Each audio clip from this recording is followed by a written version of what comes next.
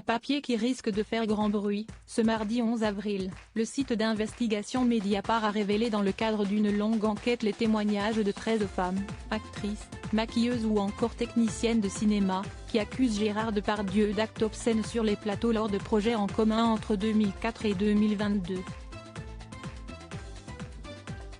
Des allégations graves d'agression sexuelle, qui ont immédiatement fait réagir l'acteur de 74 ans.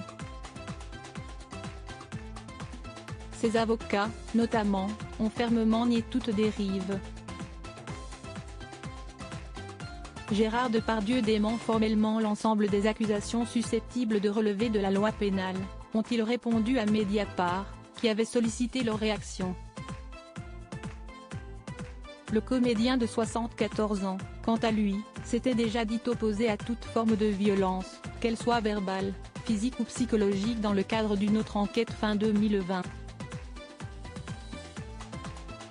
En effet, accusé par la comédienne Charlotte Arnoult de viol et agression sexuelle à son domicile parisien, il avait été entendu par la police et avait finalement été mis en examen par la justice. Il reste en attente de son procès.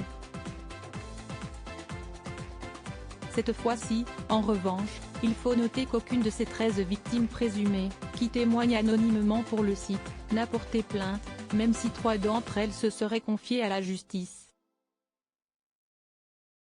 Propos obscènes et mains dans la culotte. Elles décrivent cependant un même mode opératoire, selon le site, qui aurait notamment consisté à poser ses mains dans la culotte, à l'entrejambe, sur les fesses ou sur la poitrine.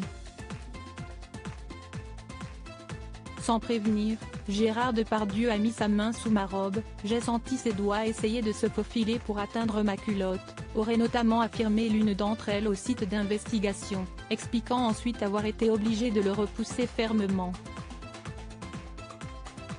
Tout aborde également des propos obscènes délivrés à ses collègues.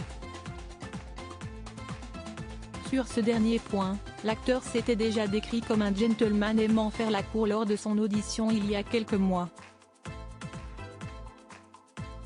Une explication qui en convaincra sans doute certains. À 74 ans, Gérard Depardieu continue en revanche sa prolifique carrière. En 2022, l'acteur était à l'affiche de 5 films, dont Maison de retraite, Les volets verts, ou Mamie, Irréductible ou encore Maigret, dont il jouait le premier rôle.